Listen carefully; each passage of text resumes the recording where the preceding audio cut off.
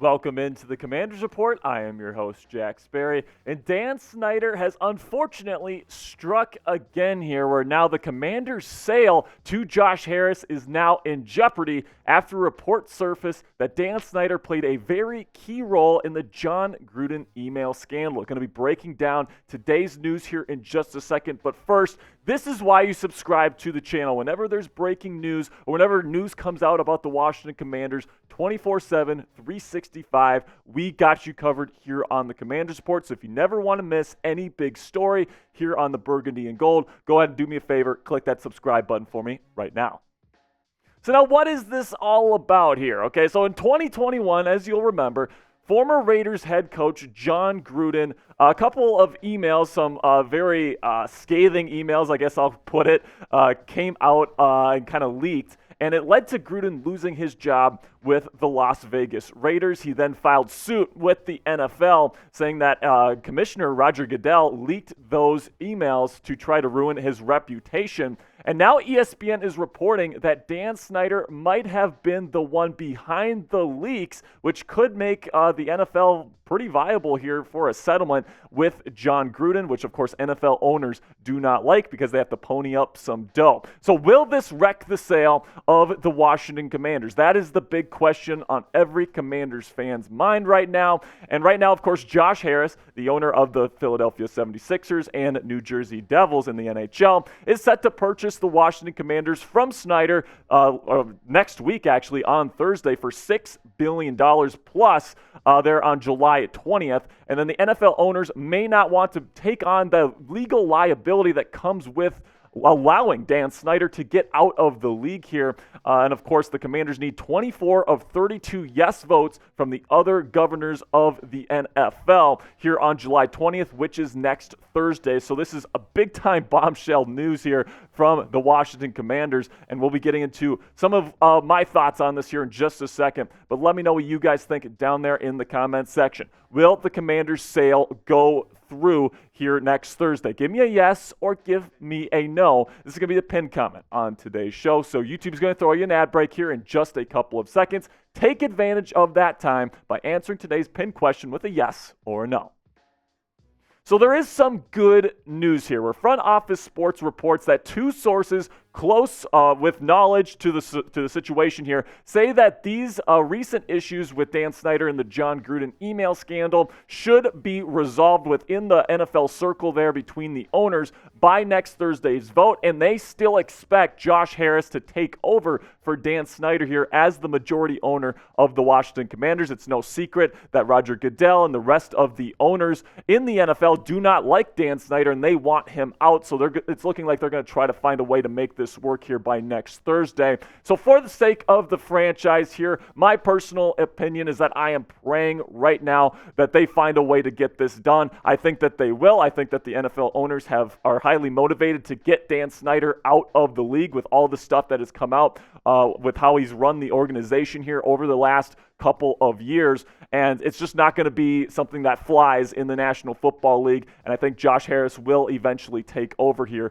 by next Thursday, just in time for Commanders training camp. So, and speaking of the new majority owner, Josh Harris, or at least we hope, there's three moves I think that he could make day one that will make this a better organization right away. But before I reveal those here in just a second, if you want some more burgundy and gold in your closet just in time for the 2023 campaign, you can go chatsports.com/commanderscombo to get your hands on this awesome t-shirt combo from our friends at Fanatics. I love that burgundy short sleeve with the Commanders helmet on there, and then that white t-shirt is much more forgiving with the long sleeve than maybe a colorized one for the summer months. I really do like this combo here. If you like it as well, you can get it today at chatsports.com/commanderscombo. If you use that link, Fanatics will know that we sent you.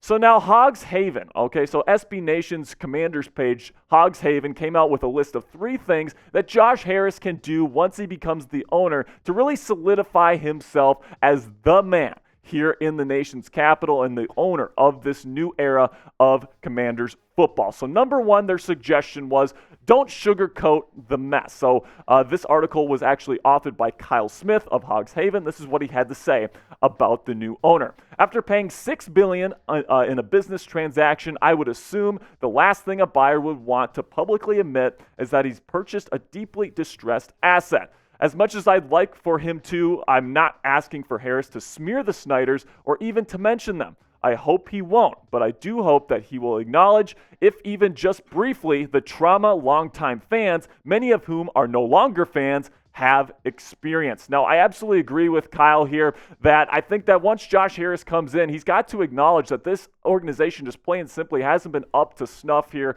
over the last several decades now under the Dan Snyder era. And although I don't necessarily need him to call out Dan Snyder personally, I do want him to address that trauma that Commanders fans that have really experienced here over the last several years. And then number 2 on their list of things Josh Harris could do right away is be more present. Of course, Dan Snyder was more of a private individual. He would like to flaunt himself in front of on the field at FedEx Field all the time, but somebody that's more present at the games and be a real great strong presence not only on national television, but just as the face of the Commanders franchise. This is what Smith had to say about that. For the better part of 20 years, most of us have spent our time and energy wishing the owner would just go away. With Harris, Rales, Magic Johnson, and others, I think I speak for many when I say I'd like for their exposure to be oversaturated.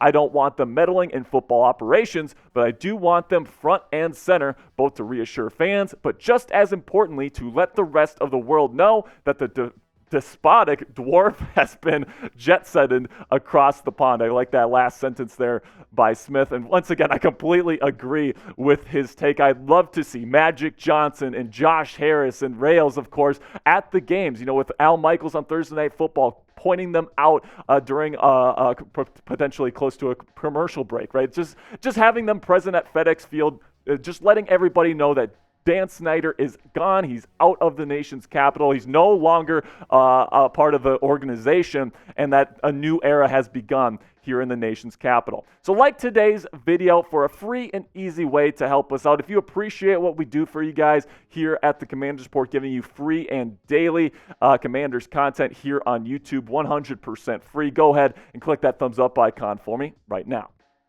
And the last thing that Hogs Haven suggests that Josh Harris do in his first year as the Commanders owner is improve the experience at FedEx Field. This is what he had to say about FedEx.